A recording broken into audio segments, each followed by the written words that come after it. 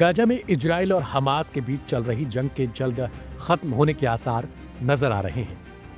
Qatar की मध्यस्थता में चल रही बातचीत के बाद दोनों पक्ष जल्द ही युद्ध विराम पर मुहर लगा सकते हैं। खबरों की माने तो हमास ने इजरायली कैदियों की रिहाई वाले मसौदे समझौते को स्वीकार भी कर लिया है। हालांकि नेतन्याहू के इस डील से उनके साथी नाराज हो चुके हैं। यही नहीं, नेतन्याहू के कई मंत्री इस समझौते से खुश नहीं हैं और इस्तीफा तक देने की अब बातें करने लगे हैं। इस बीच इजराइल के पुलिस मंत्री इतामार बेन-ग्वीर ने मंगलवार को इस्तीफा देने की धमकी तक दे डाली। इतामार ने कहा कि अगर प्रधानमंत्री बेंजामिन नेतन्याहू कतर में गाजा युद्ध विराम के समझौते पर राजी हो जाएंगे तो वह उनकी सरकार से इस्तीफा सौंप देंगे। नेतन्याहू के साथी इतामार बेन-ग्वीर ने इसे हमास के सामने सरेंडर बता दिया। उन्होंने अपने साथ वित्त मंत्री बेजेल स्मोट्रिच से भी गुजारिश की है कि वे युद्ध विराम समझौते को रोकने के लिए आखिरी दौर तक कोशिश में उनका साथ दें।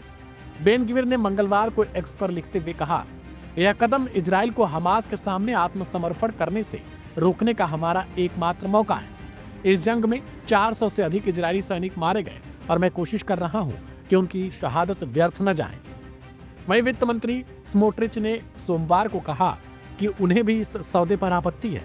सूत्रों की माने तो इजराइल के अधिकतर मंत्री इस समझौते पर समर्थन दे सकते हैं।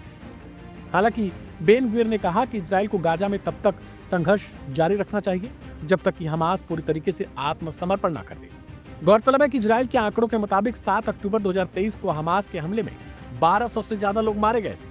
वहीं लगभग 250 लोगों को हमास ने बंदी बना लिया था। इसके बाद इजराइल ने गाजा में हमास के ठिकानों पर हमले किए।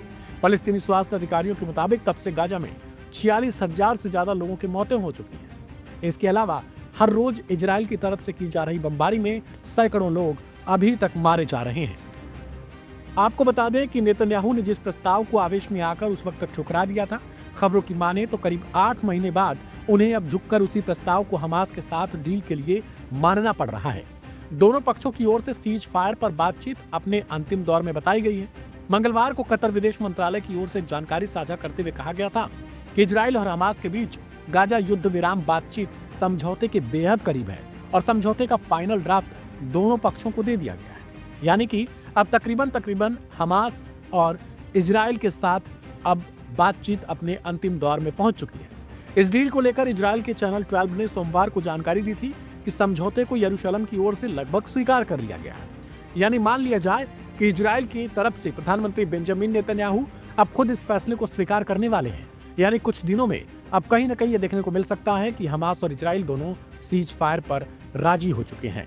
अब देखना दिलचस्प हो जाता है कि इजराइल में बेंजामिन नेतन्याहू के कैबिनेट के मंत्री क्या उनका साथ देते हैं या फिर इसी धमकी पर राजी रहते हैं।